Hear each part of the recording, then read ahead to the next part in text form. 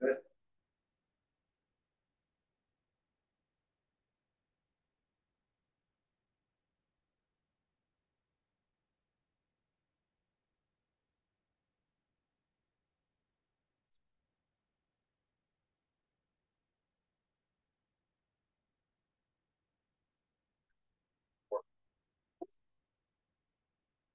Call the Economic Development Commission meeting to order.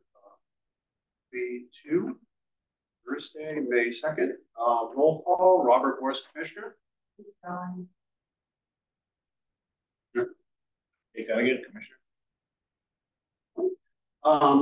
Public communications. Before I do that, we have joining us new talent. Thank you very much, Corinne, and love for you to introduce yourself. I'm Corinne Katza. I bring over 15 years of experience in but no matter my sector, works always. Prior to coming here, I was with the senior project manager there for 6 years. We did a lot of very cool projects, a lot of affordable housing, projects, all the way to public.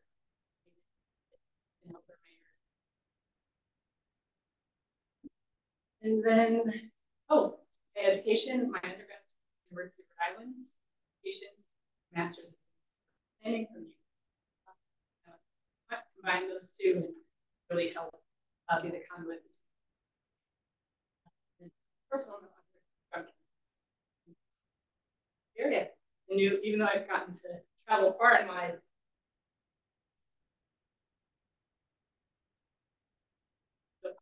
Did you come back for the position, or you just came back and got? A little of both. I came back. I knew I wanted to move back. Oh, that's great. Thank you so much. Yeah, very happy. Thank you very much. We're very lucky. I just speak for myself. One of the reasons why I'm grateful to volunteer is on this great staff. You're one of them now, and I'm grateful to be working with you. Very much. I heard that complete story in a different home. Oh, he was very, very excited.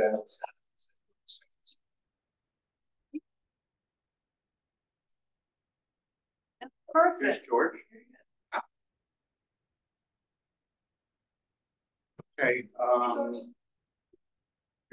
Public communication. So, here, if I could just acknowledge George Malcolm has arrived at 5:34. Supposed to remote. Thanks. Mysterious guy. And I also want to mention, yes, we are quite excited about Corinne. And just a little side note, she said it was the URI Rams, her alma mater, and then also University of Utah Utes. So yeah, it's kind of interesting. we were going to.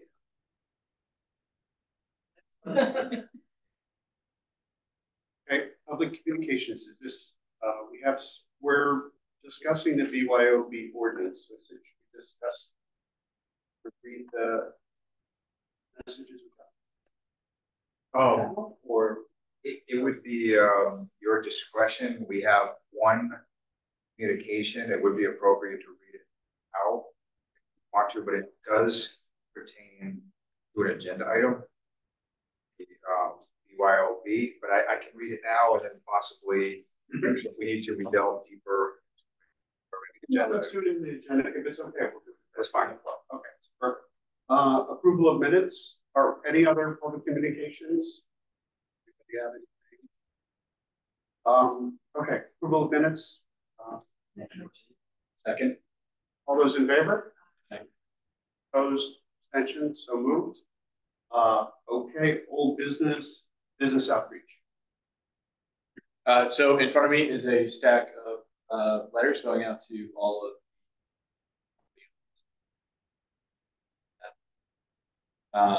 so they're going to go out hopefully tomorrow, maybe Monday, depending on when we're set. Try to get them involved.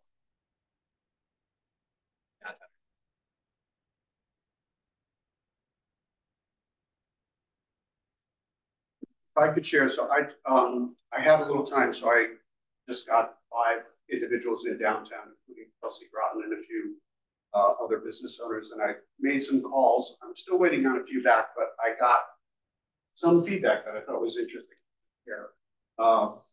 One of the individuals thought a survey would be really cool. The way I did it was I called and I just said, remember the Economic Development Commission, the town council's asked us to give recommendations for how we can improve business development, and people were chatting. I was actually quite surprised. But okay, so one of them said a survey would be good. Maybe put a survey together that they could socialize in their organizations. The larger Chelsea Groton was one in particular that thought a survey was a good way to kick off some discussions for deeper information. There was bike paths came up, better and more lighted crosswalks, especially between Chelsea and like the Big Y Center. It is. It's the street's so busy. It's a barrier. The train station. Bring back the old train station. Parking. Create more public parking areas. Maybe shared parking agreements with neighboring properties. Allowing parking at the Health and Human Services building. And then the boardwalk. So redoing that boardwalk, promoting that boardwalk, letting that's there behind the barn. From Health and Human Services. Yeah. And then of course the plaza revitalization. Benny's area, pretty prime work. Only we knew one guy that could address that. Pickleball courts. Yes. Ball. It's the hottest sport in America. Retail. Yeah, and then just advertise amenities, promote anything that encourages more walking in the area.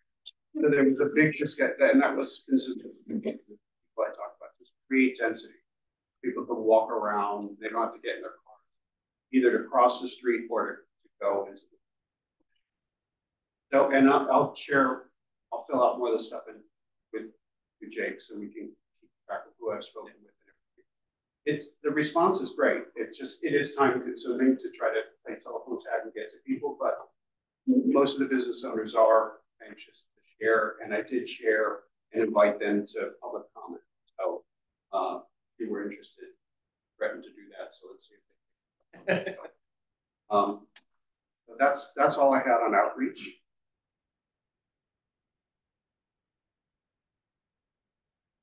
No. Absolutely. Oh, sorry. You have science here.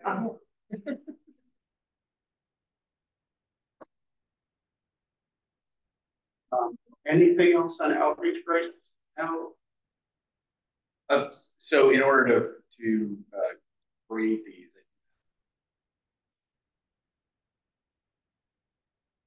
any information they contact, I'll take.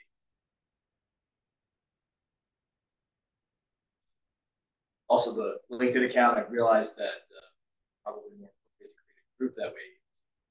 Creators, so.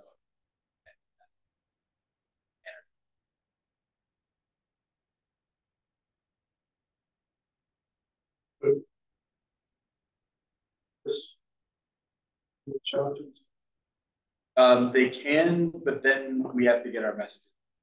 We have our own group, we can say. Which is sort of the role of these. We had. Oh, it was a MySpace, all right. I think either Bill Smith or Bob Frank created something that, the Netherlands might be what.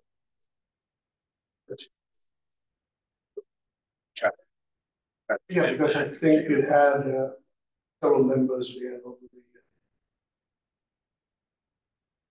But we never really pitched it out. Happy to. But even then, we handed it over to, who was the young lady before? Yeah. So that Kristen was the planning staff.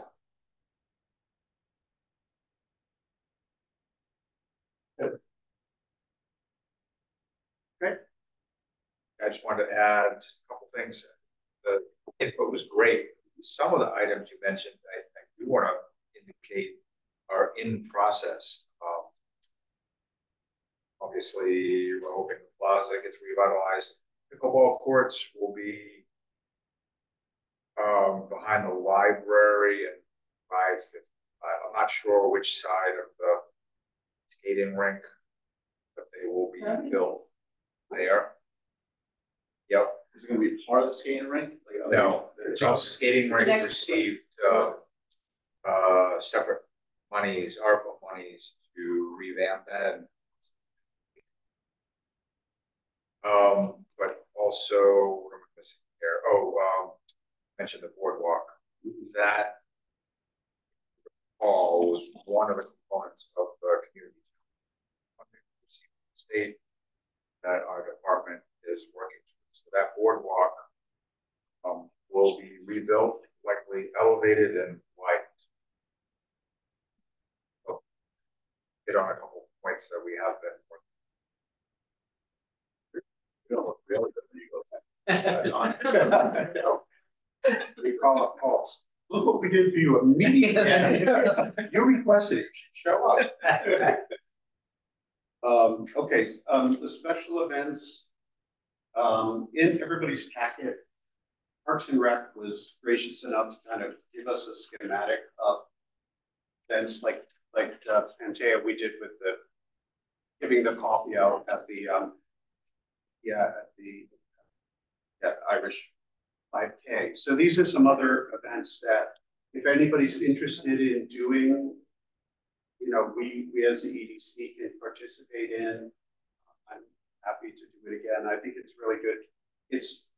I find myself personally, I have more constructive conversations about economic development when I'm just casually talking about it with people. And so when you're at these kind of events, you know, complain about Page or something else and come up to you that you're associated.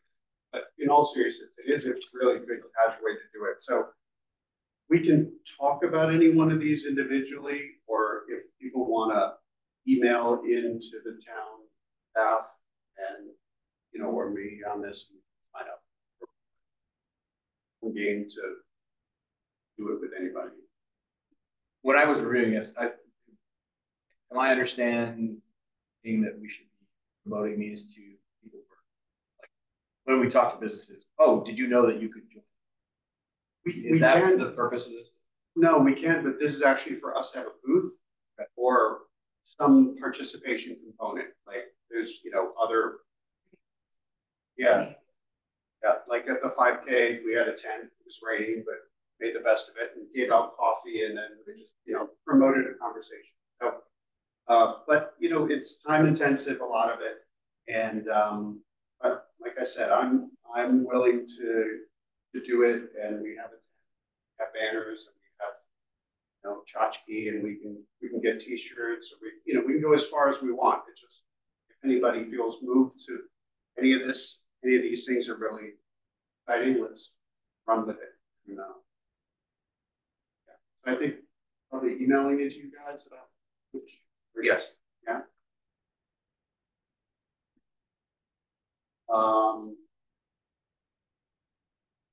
Now, okay, so new business. These are all the ones that Yeah. And thank you very much for coming with me last night. Yeah. Especially with the weather. Yeah.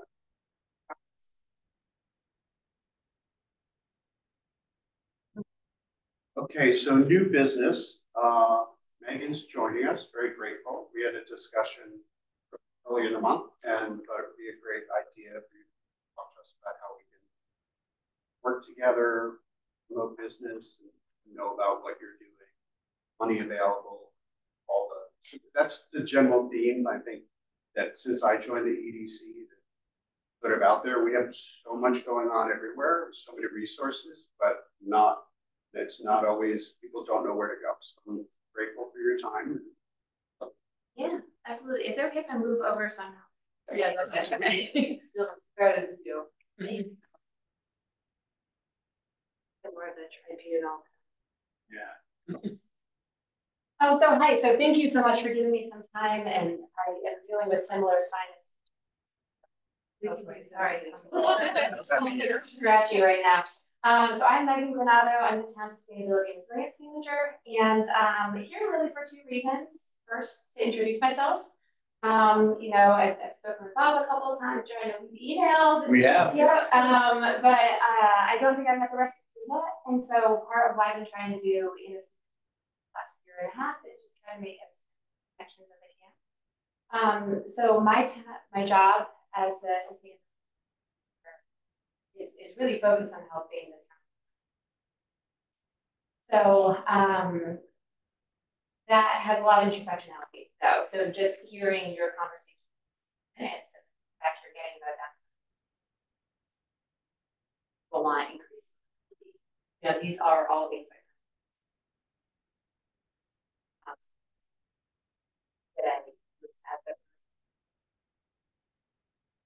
children's experiences outdoors, what every kid brought to get to experience. Bike lanes, like people are pushing on bike lanes. So it's interesting that we're getting that feedback. Couple of things that I wanted to highlight for you. We just completed a downtown. Yeah. Our meeting announcements and things for that. And for that project, we have a local business outreach campaign that I'll speak more to in a moment. And I just wanted to flag for you this year when we.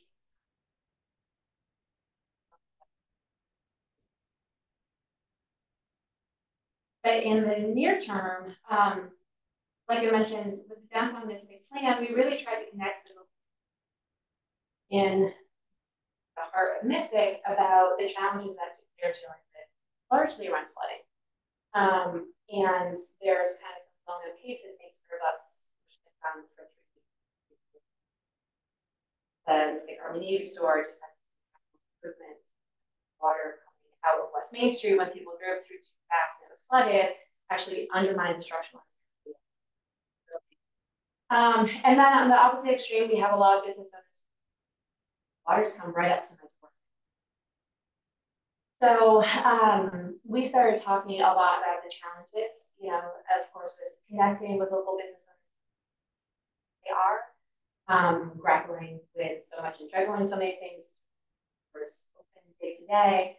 And so we're trying a different approach this summer of bringing in some additional capacity to try to kind of explore what might be possible. So we have a summer fellow who's going to be at this month. Her name is Amelia Maker. Is finishing up her master's. And her sole focus for the summer is going to be trying to provide facilities. And although that idea came out of the downtown project, it's not. Wide. And so Amelia is going to be working on developing outreach campaign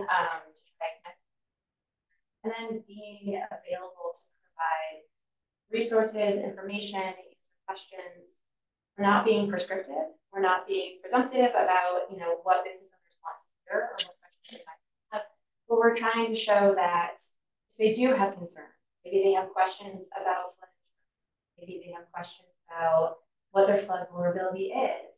Maybe they've noticed that they're starting to have more disruption. The traffic. These are things that Amelia will be able to kind of talk through with them if that's what they want, or it could be as simple as, hey, here's something for a resource that helps. So we're really trying to kind of be very open-minded about what ways this is going, but excited to see.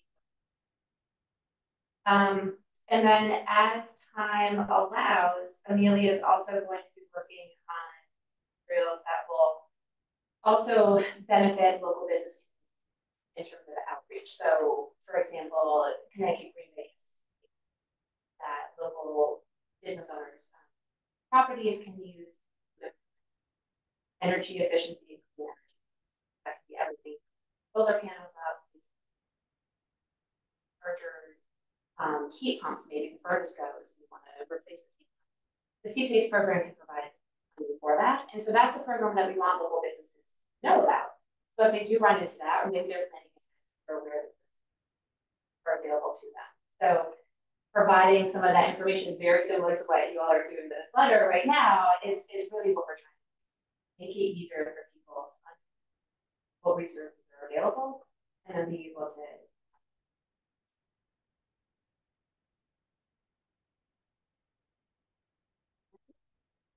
so really, that was kind of the gist of what I wanted to chat with you. We'll love to hear if you have feedback or advice for Amelia in summer, and if there's ways that we can help partner, support each other as you're doing outreach to local businesses.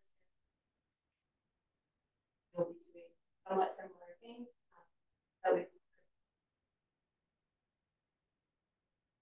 Thank you very much. I've always felt that, make the best of a bad situation. So resiliency and planning for that can be a driver of economic development. Opportunities there in our community, make investments and help individuals cope with that and job creators. What is CPACE? CPACE, acronym for Commercial Property Assess. Else I can CE, sure, okay, yeah. C-PAC. It's through the Connecticut. And so it's an interesting setup. The town has to be participant in the CPACE program for businesses in our town to be eligible. And Groton is and has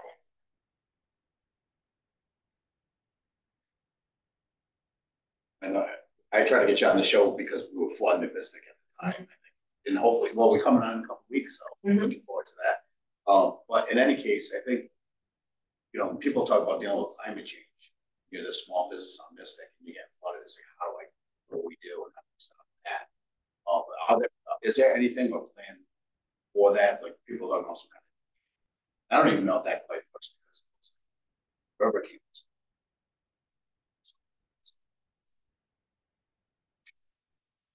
Yeah, so that downtown Mystic resiliency plan, we came up with a number of high priority recommendations.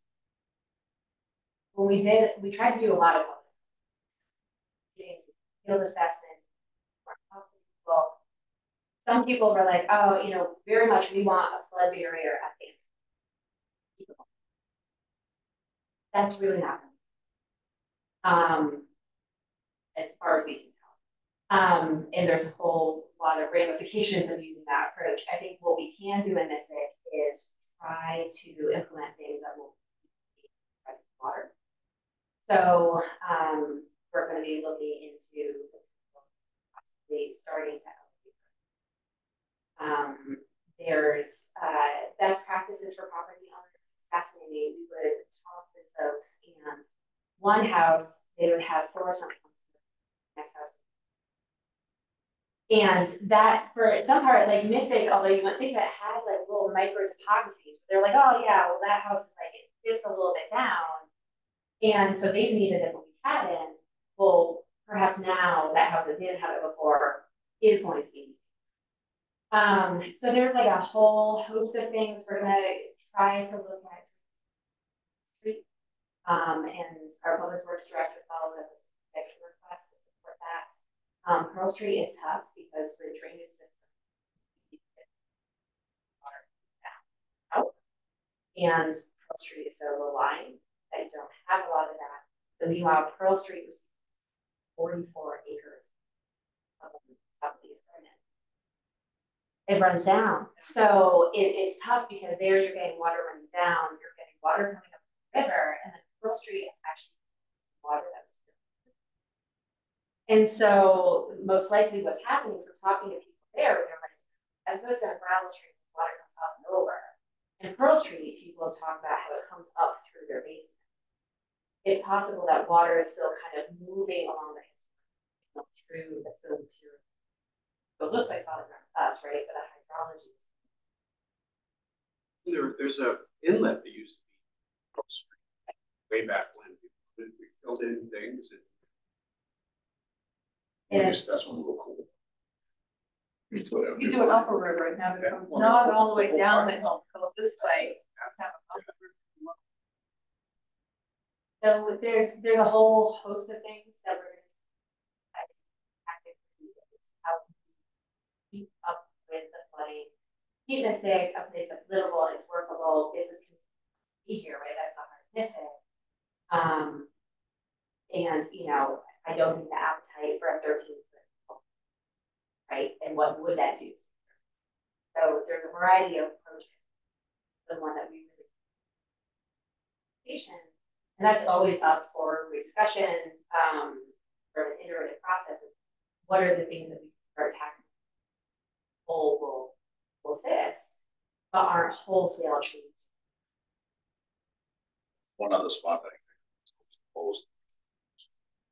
Yeah. And that's potentially a problem because fire trucks can't. They actually, when they think flooding is coming, they tell people they have to evacuate. It's happening on that side of the bridge. It's not because they think the house is going to go away, but trucks can't get there. So I don't know if that's obviously you have to rain, I guess, change it. Back in, I don't think that's it doesn't seem like a feasible thing, but there's a whole history there where I think someone a long time ago could you elevate the train track over a huge distance, and it was found to be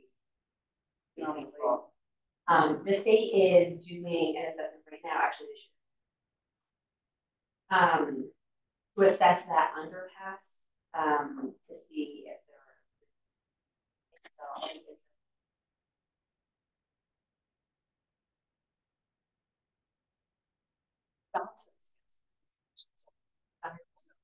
Oh, Yeah, is that in that farm area? It's insane. They built the apartment.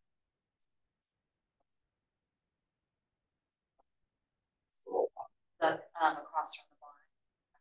oh yeah. So Johnson's gets, when it rains, Johnson's gets flooded quite a bit since they put that apartment complex. I noticed my father that space and it floods the driveway and it's created crazy flooding issues. So it was bad before, but it got really worse.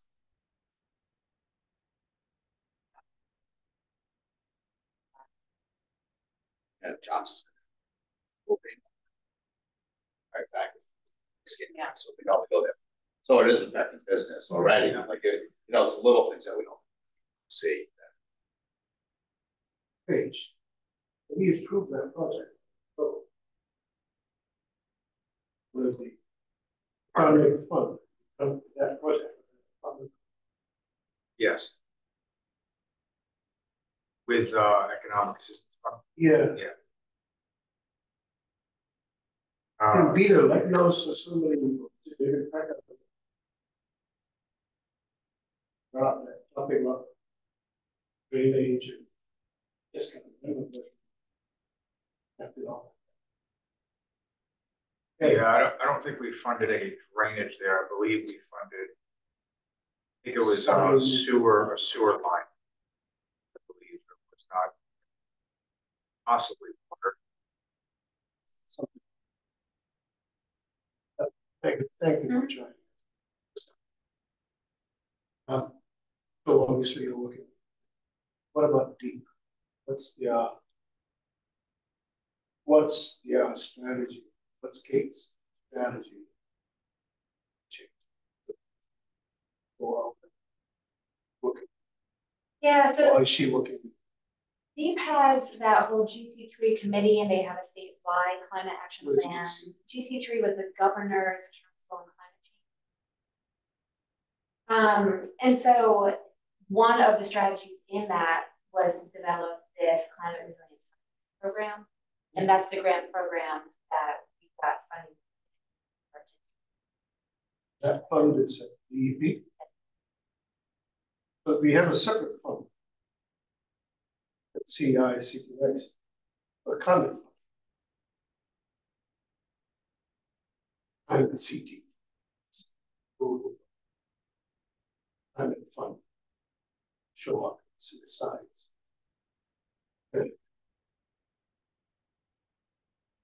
The objective is to help with identifying opportunities and startups, innovations, and whatnot. And if they, I think it's about 200 million. But if those are companies blossoming in that era, maybe some of those companies could be your tools, could be your vehicles for some of the tasks that you may have now or may in the future have, that you could put up in a hand and say, you would like to pilot those and get the ball rolling. You know, according to scalability. But this region is primary tourist market for the entire state. What is missing. And to have that all under the water, it deprives over $6 billion of the state GDP. So you have that strength and that big stick, so to speak, on TV, I'm saying this, that you could weld with DEP. The second is, a long time ago, we helped to shepherd climate office at Erie Point. Don't know whether the professor is still running it there. It's 50 degrees down there. And we worked to partner with him. So then you can get School of Econ Engineering, College of Engineering, collaborating with you. So you have an intellectual resource simultaneously as well. That's the program that became Circa. Yes. Yes, yeah. Yeah. Jim's been great. He was on the steering committee for our town project. They had just completed a district remodeling study that we used the results of it in our mapping and vulnerability assessment. They've been really good. So with that agency, that's a long time ago, we tried to shepherd NOAA, made a note over here. Also very short. Mixed up with all the Pfizer stuff.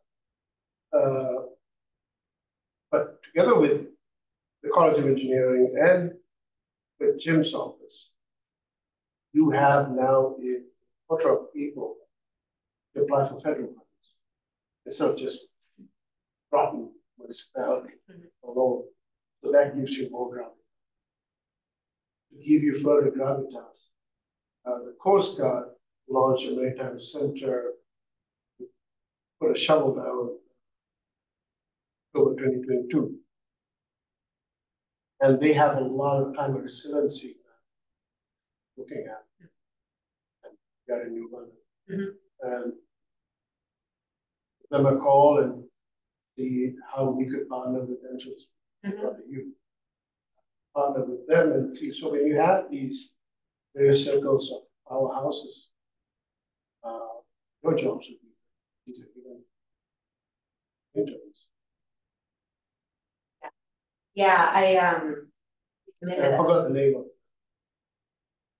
So, Coast Guard Academy, first time in history, appointed a provost, and Michelle, she's from UConn. So she moved, now she's a provost. That gives all the more familiarity. You have all the more alone kind of.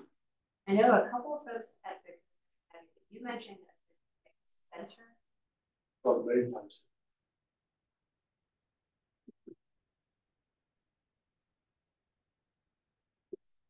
They did the shovel thing. What do you call it? Groundbreaking.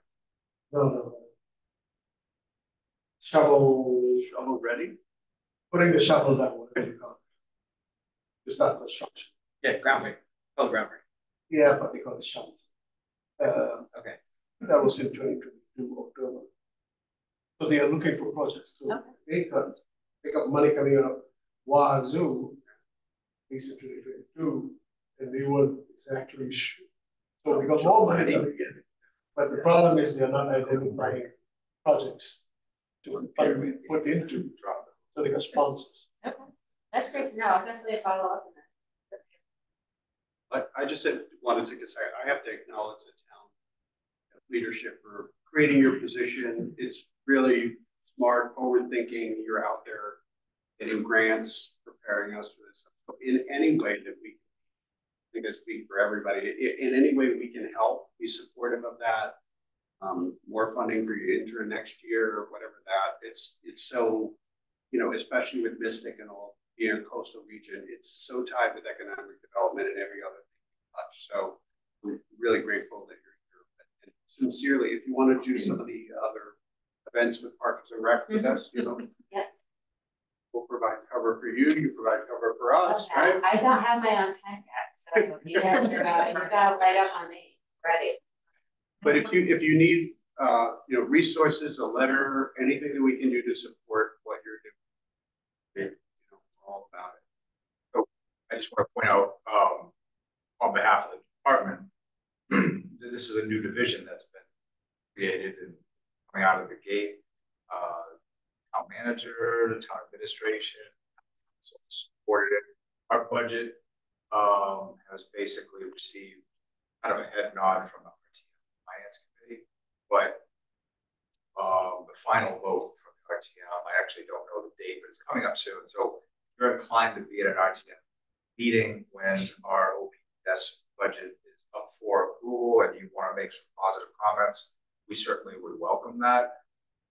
Part of our budget includes increased support for this division, which is pretty much needed. It's really just Megan and she needs some assistance. We realize. So anything you can do with the RTM, where do we serve? Absolutely. I mean, I would keep pointing out that you're bringing in much more money than you're costing, right? And that you can't keep that up without more of a staff behind. So try to put some good words behind that, send a letter and show up. Know that. Do you have a dollar amount? We'll say. That's 60. That was the one that it was formula funds. But no, we were lucky. We got climate action plan, $200,000. We got 2 awards at Long Island Teachers Fund grant. Part of a partnership with Groton Parks and Rec.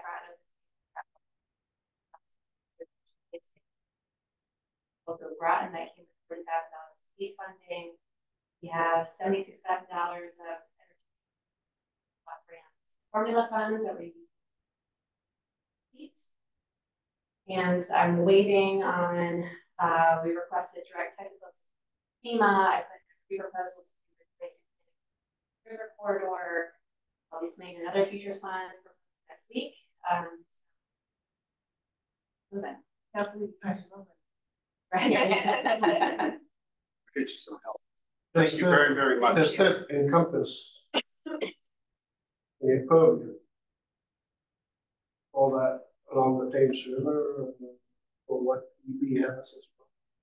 So I've been working to try to provide as much support to Sierra Patrick in the city. She is their planner and economic development specialist who all of their resiliency work.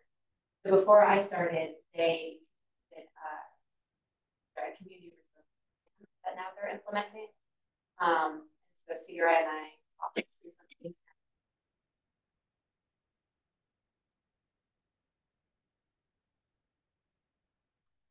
involved in that. So she and I are trying to keep each other in the loop, and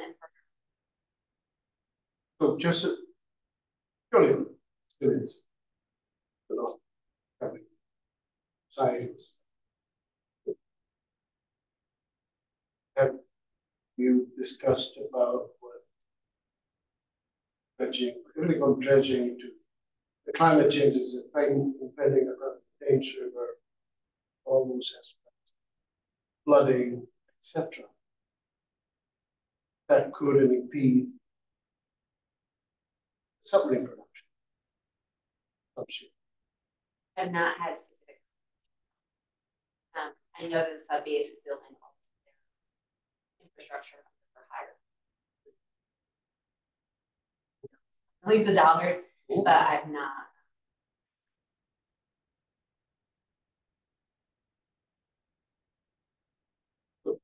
I can put that seed in your mind.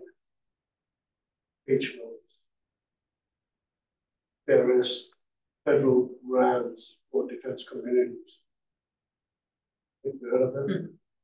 So that remains growing on an annual basis. And with what Congressman Courtney is doing and all that's happening in AUKUS and with more countries joining AUKUS,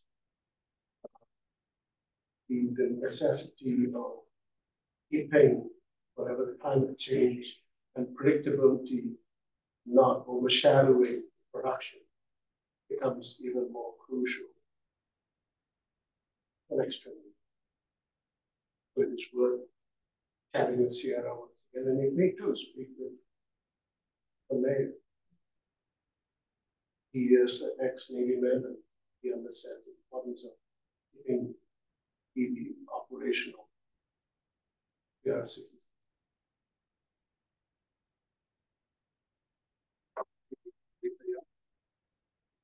Thank you very much.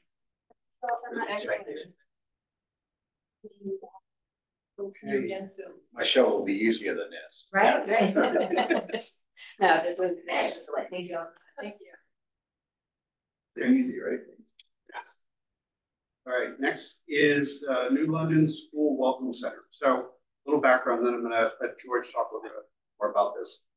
I was asked when I briefed the town council for our annual report, you know, how we're cooperating with the city and other areas. And realistically with New London, you know, we're sort of we are one big family there economically to drivers. So I'm always looking for ways to cooperate across the river. And George had mentioned the school's welcome center.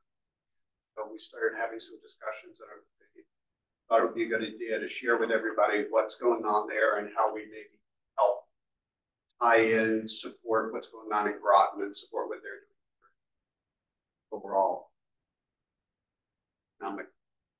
so you will monitor me. So, unbeknownst to us, back in 2019, we across this region have been trying to assuage in some ways form the needs of EV and Pfizer, Forster, so many in the undersea supply chains. We identified there is no particular facility providing upskilling, enrichment, reskilling, current, future high schoolers, undergraduates, or even job transitioners. Universities here. High school is important. So EV has tons of work. As all of these jobs are all coming in at the same time. We need a particular facility that EV has been raising a flag year after year. Every quarter, they need training facilities. Employees, new and old, the new technologies. and there's no facility to deliver that. Same time, we have these old supplies that are blossoming, and then we have new supplies with proprietary relationship defense industry that are looking to provide a tool, a component, etc., to build our next 60 years. So, and this pace of acceleration and the pace of innovation since 2023 and surpassed in human history. And so we needed a somewhat nexus, a locus between Groton and New London that can provide a walkable downtown area where you go and learn and pick up the appropriate skill, and for corporations, small suppliers, provide training. You are a company coming out of Philadelphia, not going to move your whole operations here, but you're going to send a team of 2 or 3 people, and you're going to hire people. You need to train them some. There's no place to train them. So with the trying to be ahead of the curve, so we were exploring, and long story short, we identified New London Public School. And historically, till today, New London Public School provides adult education within Groton. So they operate at the middle school and also pitch. So it's an easy partner to consider for us. You have that bilateral mutual benefit, but we have ED here, ED there, Pfizer here, we have Pfizer there. And we have this particular facility that we came to identify, superintendent identified, at Lee Shaw School. We had the place renovated, really a huge complex that benefits and actually fills in all the current voids and gaps that EB in particular has been raising to the governor's council. So she hasn't quite, or rather the place hasn't quite launched or whatever. They are looking for support from the town of Groton because we both share the same major primes, and both primes are constantly new and non and new traditional vendors. Traditional and non-traditional vendors into this region. So we need a place, a locus for get training, retraining, and we're looking for those high schoolers from our region who don't particularly want to go into EB for the physical work. Perhaps when I say white collar, but white collar is not going to become gray collar soon. That they need to go for training somewhere. And EB doesn't, and sometimes you can't have them all walking feet for security reasons. So you go to this public facility. We also have an influx of immigrant migrants who are coming with citizens and in the local industries, and they need different kind of training. So we have a smorgasbord training meetings that are not aligned just necessarily with a particular contractor or defense industry or other that needs all kinds of development or research. So where's the funding coming from? Is this something, it sounds like it's something that's already established. It is there. It's It's called the money in center. EB putting money in London, or where's this? So at this juncture is New York. On its own. Yeah. So I had a tour of the place. I had a tour of the place with Concan, and Lieutenant Governor also toured the place, or maybe two of them. The idea is, it is almost as if it's unknown.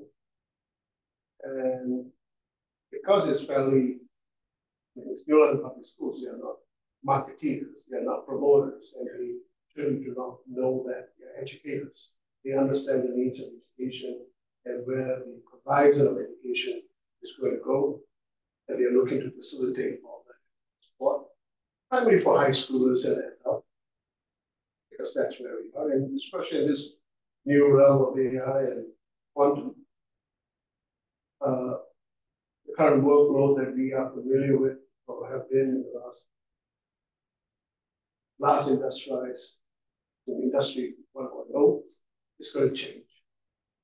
And so there's no place to go and train in this time region. It doesn't exist.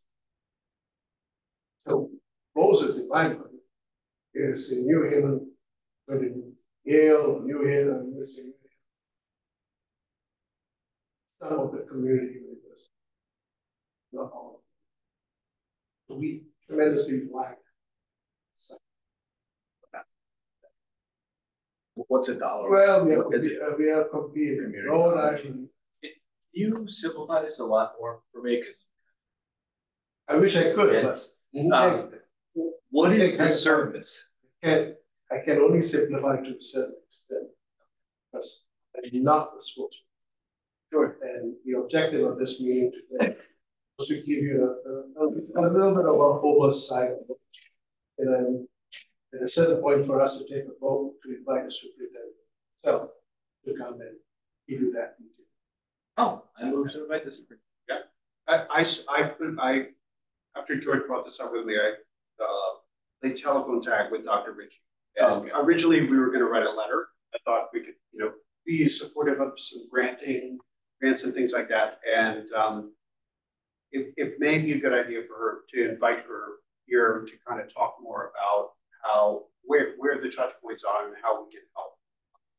Like George said, there's so much overlap in the talent pool, and there's a lot of underserved community issues intermixed with this that unless you're in the tranche to go work at Electric Boat, after high school, there's a lot of area to be able to be helpful. So yeah, I mean, why don't we do that? But should we have if everybody's comfortable, I'll reach out to Dr. Ritchie and ask her to come and share more and have her kind of help us narrow down how we can be effective. And I think it's valuable. I definitely grateful that you brought it up, George, and that, even though it's not fully Groton, we can, we can share. If a Groton citizen's using it. Yeah, right. Exactly. And then ultimately, even if it's any citizen that working So I'll let you finish what's being taken, so to make it one, and then I'll add a response to your competition. But take the vote. Want to have a motion? Motion, I'll second. Okay, all those in favor? Opposed, abstained, so moved. So we do have a competition in various factors. Sorry, George, just to clarify the motion, is to invite Dr. Ritchie to a future meeting. Correct. To explore ways that we can support the initiative. Oh, Dr. Ritchie and President Wheeler of the Public School. Because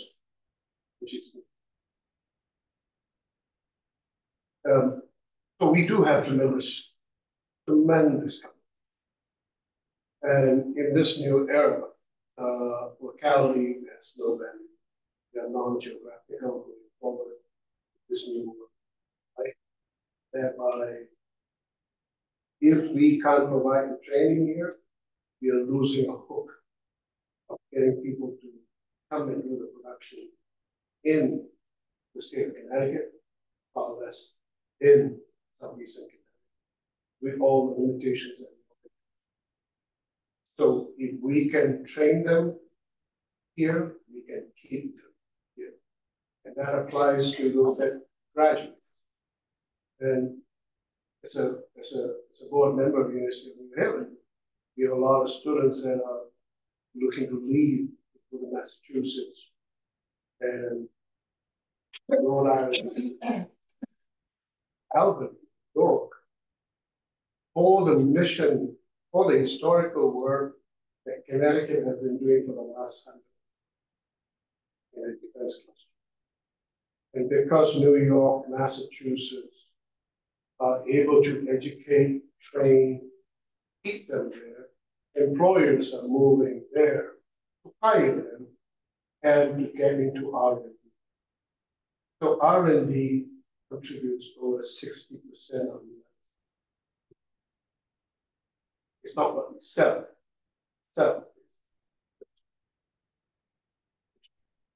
We can't do that. That's our selling. So R&D comes out of education and tertiary.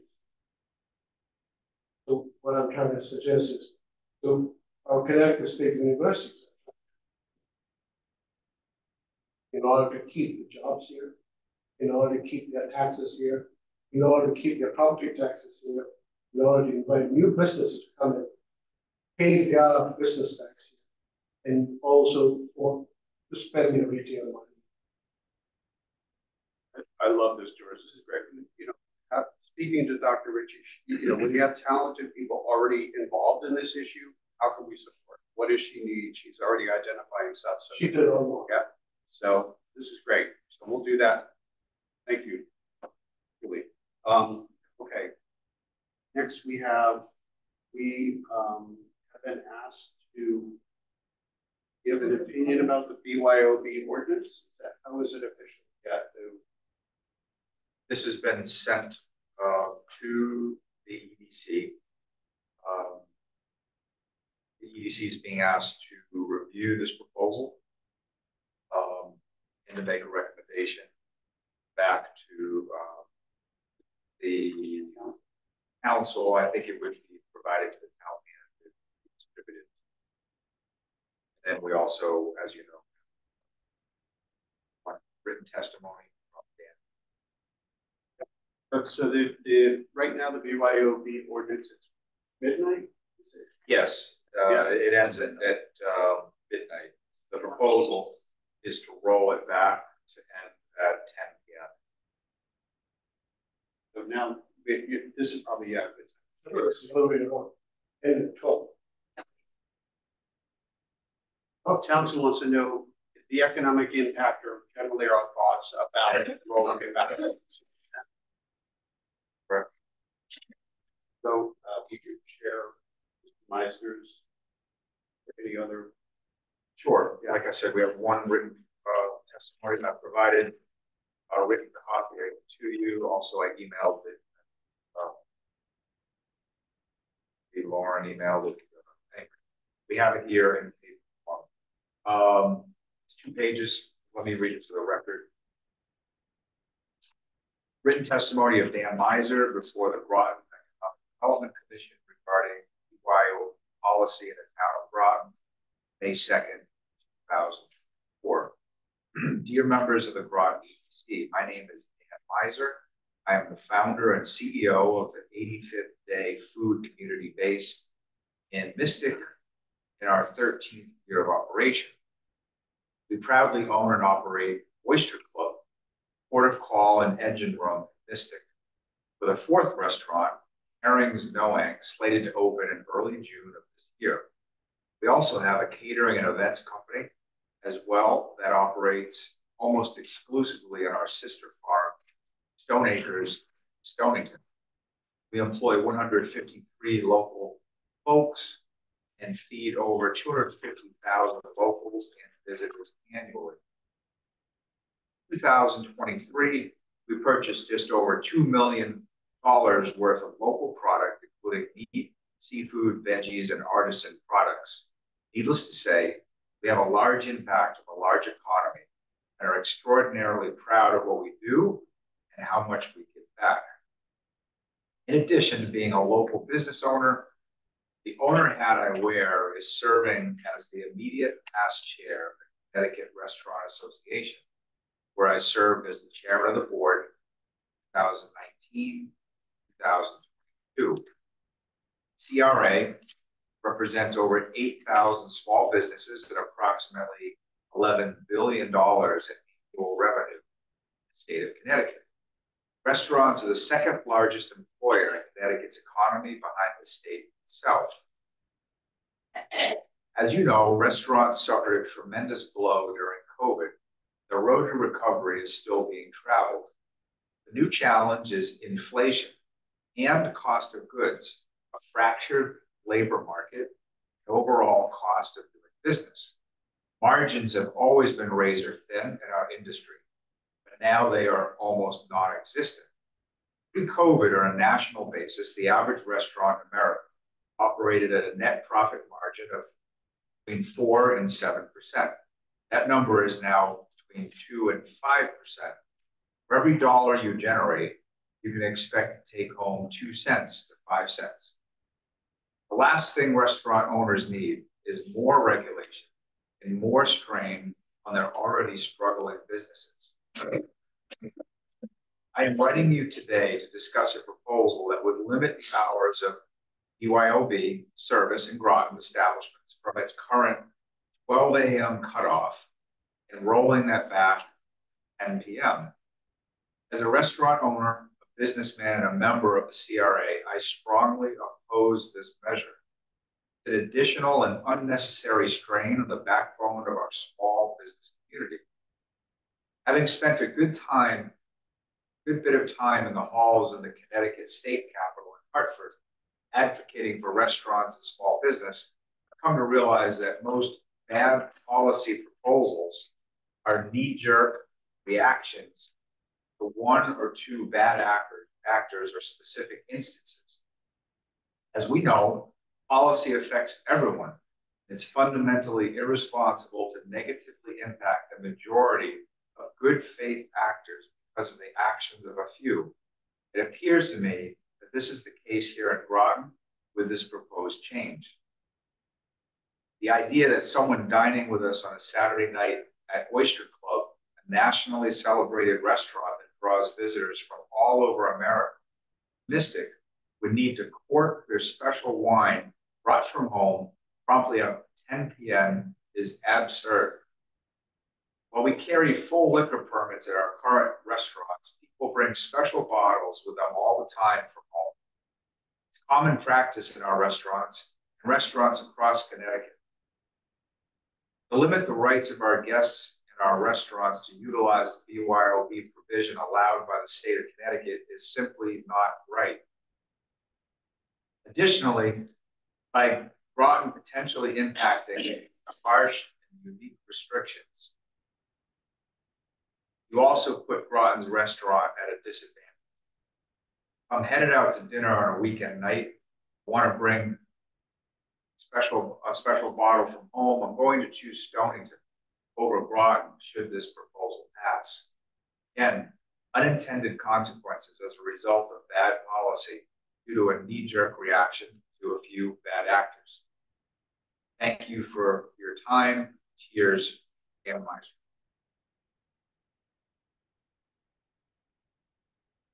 No.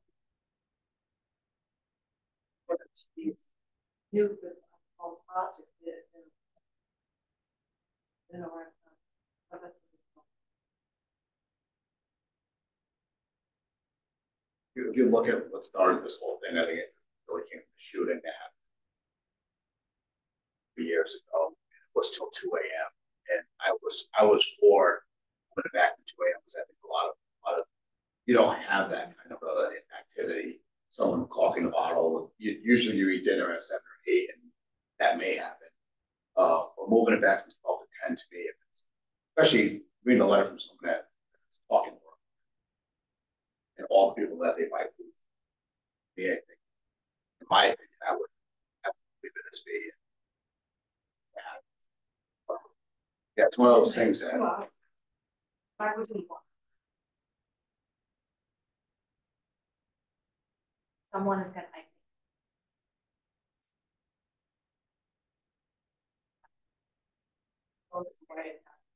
And those people that are going to. The council asked us, the chief of police asked the council. Yeah, this is from the public. Where did this come? I think that my understanding is that the council is going to ask the chief of police for their input as well. So this is council, or you don't. Yeah, the council just asked us to weigh in. our opinion of it, and I think they're collecting other opinions, and then they're gonna have a public hearing. Yes. I think the one who sent it too. Maybe. Well, the knockout shot is where he says you can choose one border across, and you can do it in London and Stonington, so they can just jump the border. I don't think.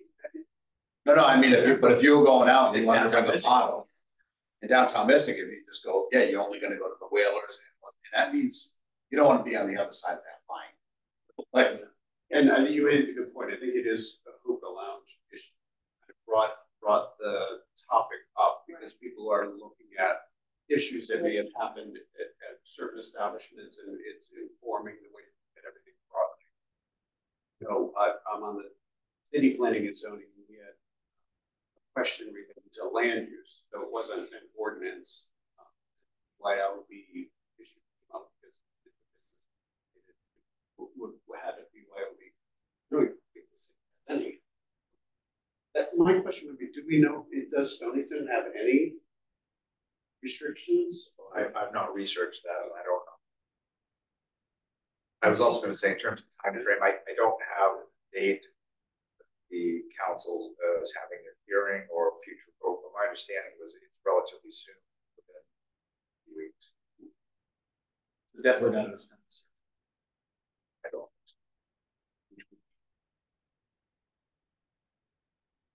So you want to send a letter or?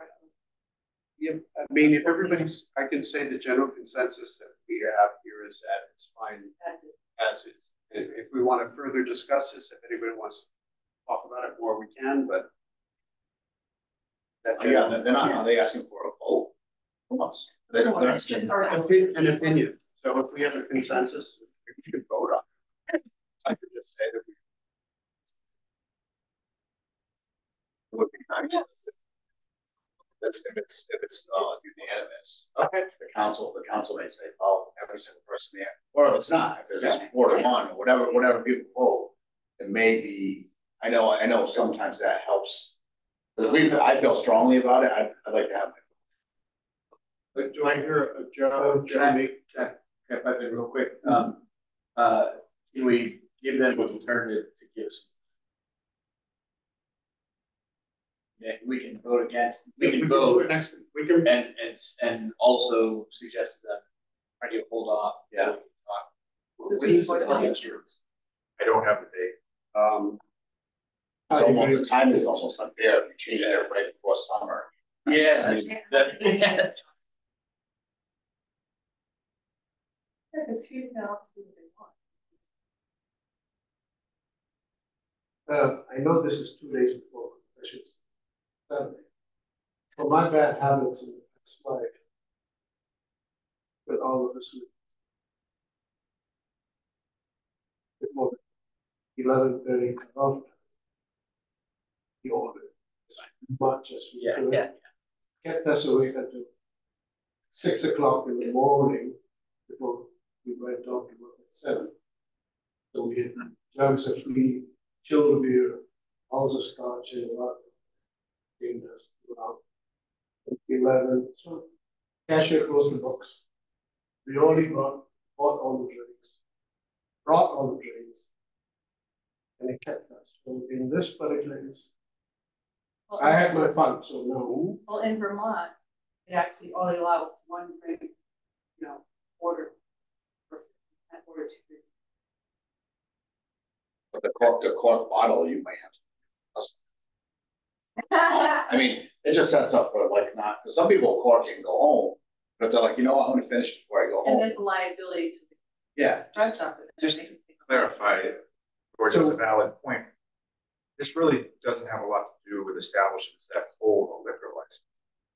So, this only deals with BYOB, so. Not according to Dan. Yeah, that's the opponent is. He says that the liquor license. There's a full. I'm also. He probably charges someone $30 for their bottle. Yes. He doesn't even have to purchase the product. But So what I'm town's trying to- action only pertains. So what I'm suggesting is BYO. Okay, shift it back to 10, but only allowed to. Table. because happens you brought a whole case, a table of 6, and you're sitting there until 5 in the morning. Well, I think they're all like. Oh, Yeah, I'm sorry, I'm I'm sorry, Paige, is your point that this Dan has misread this ordinance? I believe it's conflating two Yeah, issues. I don't believe this is Yeah. for establishments that do not have a liquor license that Yeah. allow you BYOB, And not he's defending. not can you bring liquor to an establishment that has a liquor. Right. And He's against it. He's just I expressing his feelings, but in fact. don't know whether, I don't know what the motives, but my understanding was this is just for, The way it reads though, it sounds like he thinks that his restaurant. Because that is a BOID situation, even though he's, he's licensed. well, we could do a motion being specifying, So there's something like a bottle in- Everyone in here. Can I bring a bottle into the library? No. We could word the motion that we don't support for Non-licensed. someone who does not have a liquor license. I also like Jake said, I just want to be clear, I don't see where he's, maybe there's a provision. I think he loves it. This album. Right, so like on the second page, third paragraph from the bottom, talks about visitors to the Oyster Club and the fact that they would need to cork their special wine brought from home probably at 10 is absurd. Clearly saying that his establishment, and he's representing other restaurateurs, 10 o'clock hour is not a reasonable. right, the point I'm trying to make is that he is over reading the requirements of this ordinance. This ordinance does not apply to. No, Yeah, it's not BYOB. Okay, so let me ask this. So in his establishment, I'd have to cork it if I brought it from home, but I could order it from the bar. Yes. Right. So Yeah, you could order a drink after 10 o'clock. It's just you have to cork your own wine. But I think that's just silly, right? So you can't drink the wine, but you can go get wine. It just feels like this is silly. This ordinance, it's just an ordinance to be regulated. Look, is this really gonna, is the people that, who are you hurting? So I think as a business owner, we thought that we don't need something else to hurt us or another to force. Like this is so, and I agree with it. Read another this law just to do it. And just because a few, I'm sure it's. Yeah. That like. And then and if this does go, what's the next thing? So it's, I think it's more like what's standard. The ordinance is in place. At 10 p.m. And it's what? At midnight, yeah, and I think that's fine. I think keep it as is, because everything is, that's where you serve. You can't serve past 12 here. You can. You can't? Up till 2 a.m. in Connecticut. Till 2 a.m. Okay, Just nobody did. gotcha.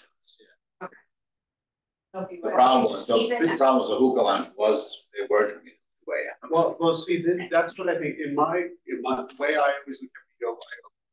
I never thought about that other nuance. I always thought about it as a restaurant that doesn't have a liquor license that allows you to bring your own liquor.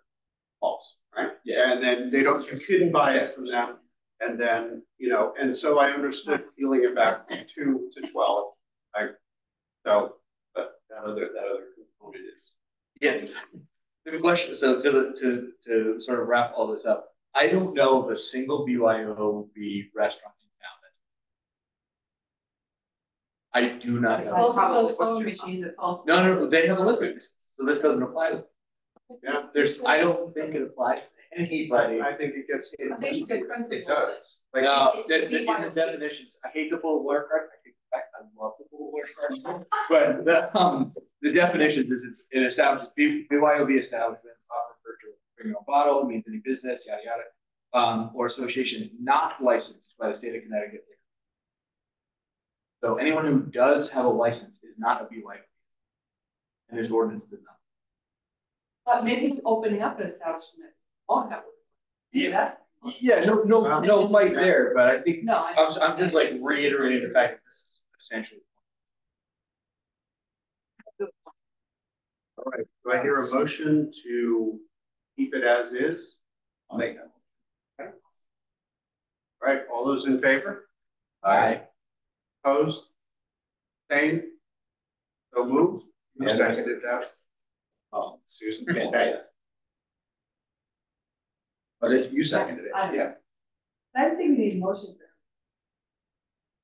No, but Joe made the good point. This is one of those issues we should all be, you know, if we're unanimous, it's a good point. Even if there was one dissent, it's good for them to. Yeah. No. And No, agree. I like that we're getting these referrals and pardon me, but it's my fault. We may get a lot more because they asked me how they could make use of us and I said, just ask us. So I like this. I think that's pretty great. Right. So. Yeah. Well, it gives them cover too. There's someone may hear about it, say, well, the whole DEC said a hand on. Yeah, it's a whole commission. Yeah. We have a lot of power. Plus it gives us reasons to speak to specific businesses. When you have a purpose sometimes. Yeah. So, hey, I'm here.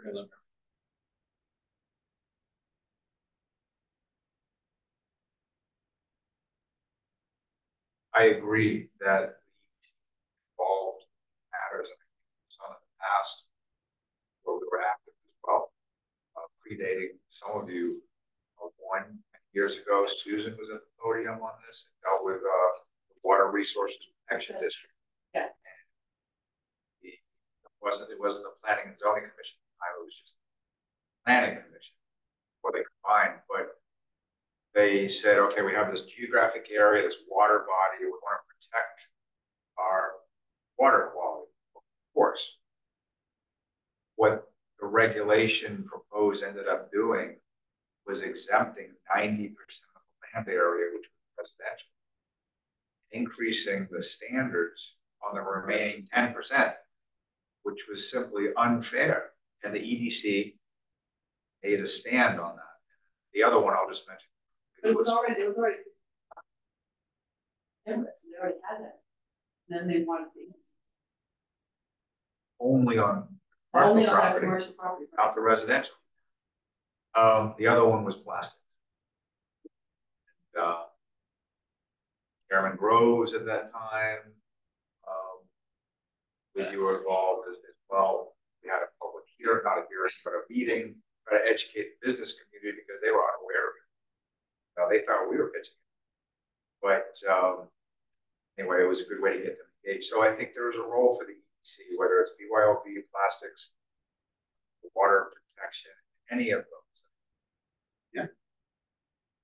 And we have new help here. We can give you even better ideas. She's ready to go. All right, excellent. Okay, so the other thing is Parks and Rec again. Like the thing here is I reached out to them, you know,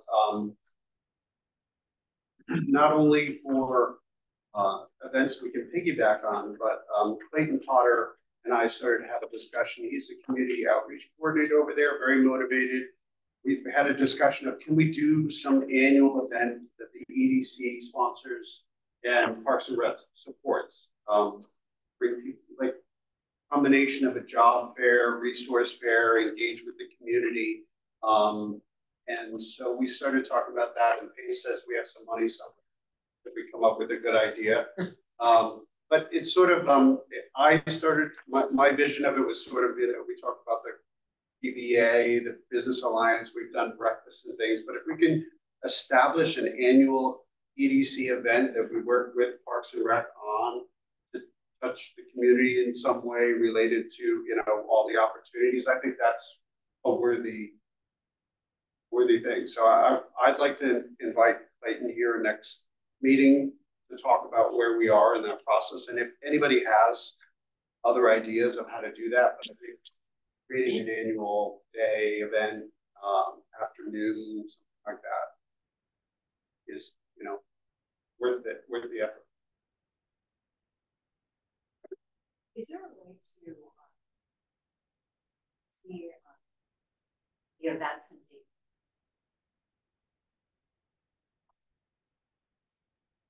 Different things, Yeah. like, so we're not.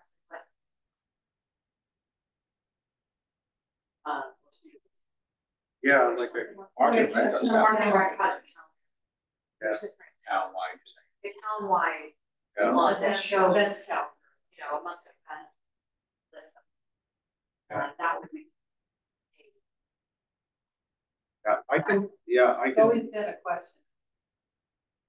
Cause I mean, I gotta like, That's been job discussed. training would be great. Interview training. It's been discussed a long time. It's a regional issue, actually.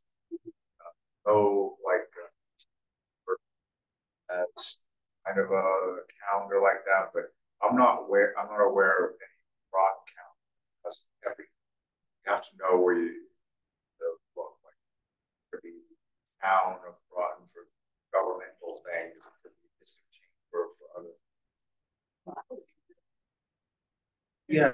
I can look, I'll take a peek into what I could do and then share with you on it. Personally speaking, I never miss those events where you click on it from Facebook and add it to your calendar. You click on that button. I mean, obviously whatever organization is technically savvy enough to do that is really smart, because then it goes in your calendar and there. Otherwise, if you have to like hand type it and you have to go to the city of Groton, the town of Groton, and all your different organizations and stuff. It's a full-time job. It'd be nice, almost like a cruise ship. You go on a cruise, Yeah. the whole entire 7 to 7:30 to 8 to 9 to 10. What's happening in Groton today? Could be every single meeting. Lido deck, yeah. Karaoke at Dela Cruz House. But honestly, that may be a good thing for the UDC to put together. And like, I follow with Bruce Fox when he does this thing. It's happening. Yeah. I love Yeah. that. It's like That this is good. weekend in Mystic, this is this, Yeah. this is this. It's just like summarize. I think he did it on Facebook or That's right. Instagram. Oh, yeah. He does a great job. And he summarizes a lot of it. All right.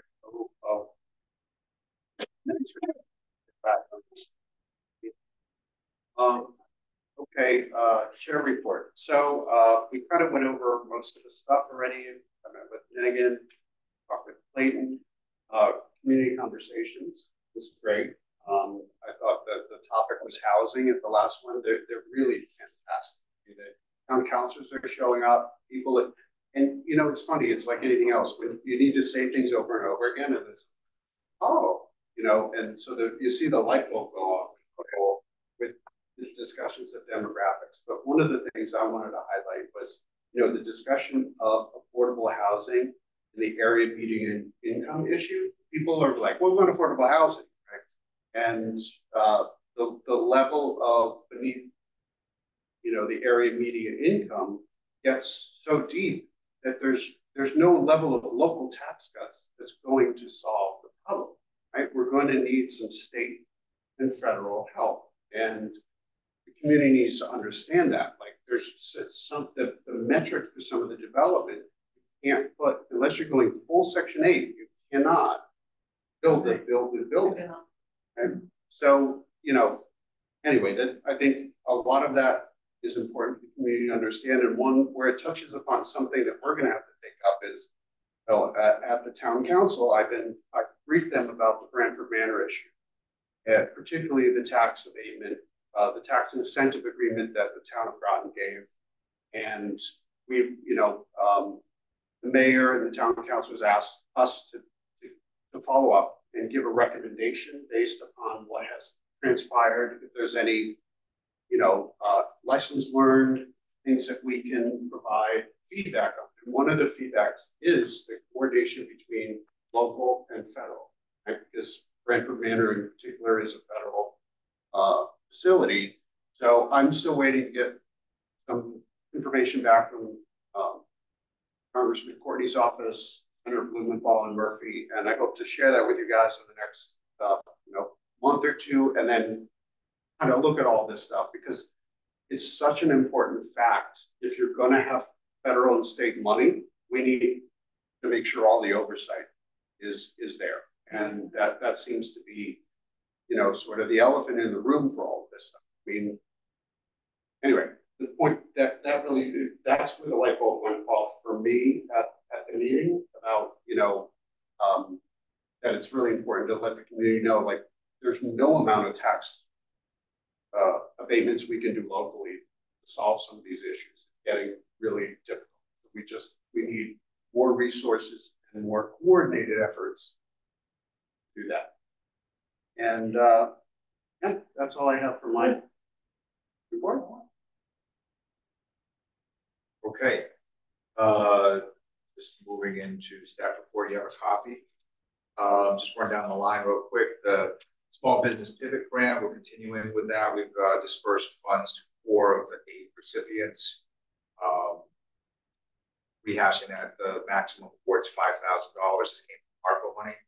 We still have a sizable balance. So please advise small businesses of this local resource. We'll go back out to another round. Again, that's not really the function of outreach, but as you're having communications with businesses and they say, hey, I'd really like to do improvement to my side, maybe we can help. Or I don't have digital marketing presence, website, maybe we can help. The whole idea, we call it a pivot grant, because it comes out of COVID. How can we make, talking about resiliency earlier, how can we make businesses more resilient? Flooding, but from the unknown, marketing, labor, materials, all of that. So be aware that we have that resource.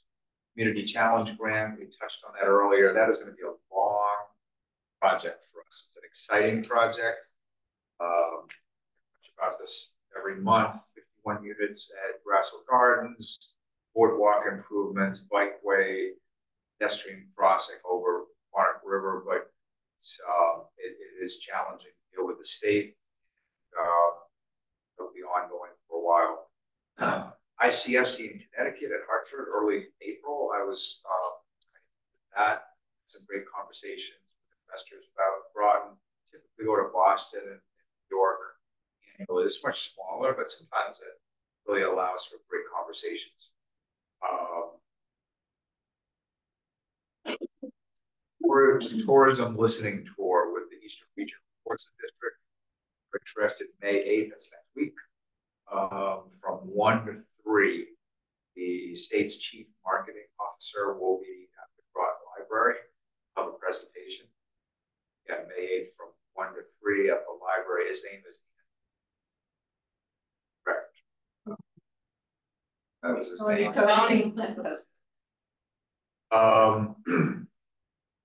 Sarah just mentioned Groton conversations. I won't rehash that, but the next one is May 29th. We have flyers. This is going to be at the library, May 29th at 5:45. That will be entitled Civics 101, encouraging community engagement, focusing on the structure of our government, Groton boards and commissions, their roles, and how you can get involved. A lot to talk about regarding government. We coordinated with the finance department on ARPA regarding the annual U.S. Treasury report. Neighborhood Assistance Act, we received 3 applications. They've been forwarded on to the council. They will have their hearing shortly and ultimately vote, and we have to submit to the state by July 1st. Our report, our reference, our new economic development specialist, which we've already covered with Corinne. And then wrapping it out, public property redevelopment, Groton Heights, we're still awaiting the town council approval on that particular RFP. It was on the agenda April 9th for discussion. Gold Star Highway, we're expecting plans from Ward Partners any moment from that engineer. Brighton Square, I think all of you have probably seen the progress. There are copies of photos in the monthly report as well. The Tyvek is pretty much up as the exterior sheathing across the building. That's 304 units. They likely will receive their final inspections and certificate of occupancy by the end of this year, meaning I think they're leasing up soon. They have a list of well over 100 individuals that are interested already. Colonel Ledyard School, that's moving forward. Bell site has some permits from the city. And then Pleasant Valley School, similar situation to Groton Heights. We're awaiting the council authorization to issue that RFP. There was some discussion on the last item I'd say. I always have unemployment data, March 2024 on the last page. As the weather warms, typically our unemployment rate declines. Groton's at 3.5%, which is similar to where we were about this time last year.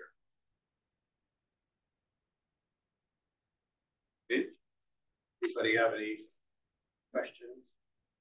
Per page. Page the ARPA money. We don't spend it. Yes. When is the deadline for that? There are two deadlines. The U.S. Treasury requires that there be basically allocation or an assignment to a specific project by the end of December 2024. Then there are 2 additional years that each project has to expend the money. So with the drop dead deadline is December 2026, when all money has to be. So these are those, we still have the economic development Yes. going there. It's task and vision. The function is almost the same.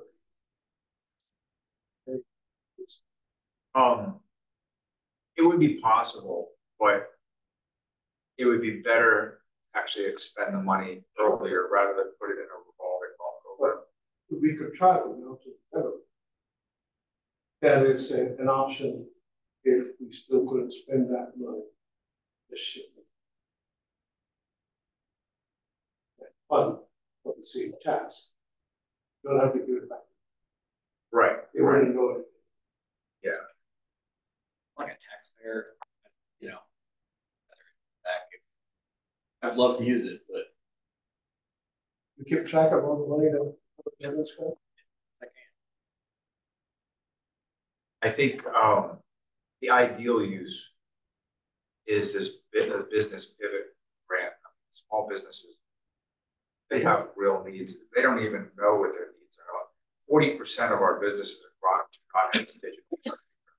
I'm worried about this year, the weather and whatnot.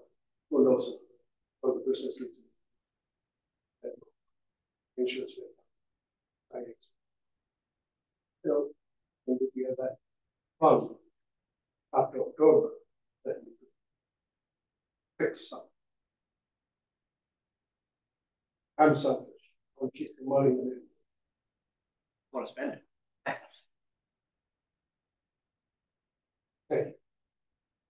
Okay. Any liaison reports? I'm surprised the Groton Utilities guy isn't here with his Hey, 9.5% no, increase. no. I was- He must be on the road show, like he's somewhere that I talked about. He's As a commissioner of GU, right? Said, what do you mean? No, the guy's normally here, the liaison, and like of all nights. He's got Listen, things to do. if I worked for a company that was giving a 9.5% discount, I'd be. I do want to say one thing about what we're working with Joe Corney in his office. They reached out to us as a vendor.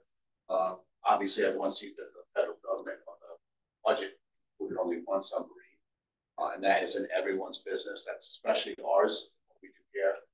I sent a letter basically explaining what was good about the conversation. They don't want to cut submarine production. They don't think they need the submarines. They're cutting it because we're not meeting it. Right. The problem, and we weren't sure of that at workers, but the conversation turned to Pentagon and the Navy wants these boats. To me, we don't improve deadlines by budget. I think that's what we're trying to kind of really reinforce, because, you know, and the reason they reached out to us, because we're looking at a piece of equipment that's $350,000. It's a water jet, and basically we have one now. But in 4 or 5 years, that 20 years comes up on it, and you start figuring, do you want to replace it or not? And, you know, 15, 20 years ago when we bought it, we were the only option. There's only 5 stores that water jets. Now everyone has, all of our vendors have. When EV calls me on Friday and asks for something there on Monday, I will not have the ability to, if our water jet breaks, because if it broke and we weren't guaranteed all this work that we're getting, we may back off and take the foot off the gas. We're full speed right now. All the vendors, we're talking about opening up educational facilities for people that are looking for jobs. The community has done it, and we need to really have that. Like Joe Corney needs our help. We all need to reach out and tell Congress that they need to fund, first of all, what they want. It's not like we have a product that can go there that we need and that they want, but that's not the way. We're more carrying stick and take the carrot away completely and say, hey, you know what, you're not meeting your deadlines. It's not. It's almost like what we in schools, like, oh, the kids aren't doing that good. Let's teach them less. Well, the other thing is, great point, Joe. The other thing though is if we don't start figuring out the housing issue and the employment stuff, they just, you know, you're not going to be able to hire people. You're not going to be this capacity. It's going to go somewhere else. So it's like the rubber hits the road sooner or later. So I mean, yeah, we got to figure out ways to engage the community, find solutions locally, as well as help our congressional delegation fight for us. Last time when Brian basically alignment program, there was a few of us on the side of the road with the signs, and people saying, why do you care? And now we really see work that they did, but the work really starts like right now. So they vote on the budget and it passes without that second sub in it. There will be companies that are making this. And it's not a threat. It's absolute business decision. It's not something that we really have to think of. Hopefully we all reach out. And again, I don't think we need to call Courtney. We probably need to find out who we need to talk to, because I'm sure Joe wants to go 3 subs, but we need to find out who we it's going to be. There'll be other people. Well, if he needs a letter from the EDC, we will give. Okay, right? The most important is that anyone can get something from us. Yeah. All right, motion. Go move. Everybody say. Yeah. Nice job. Thank you. All right. 7:09. That's actually really Paul. fun.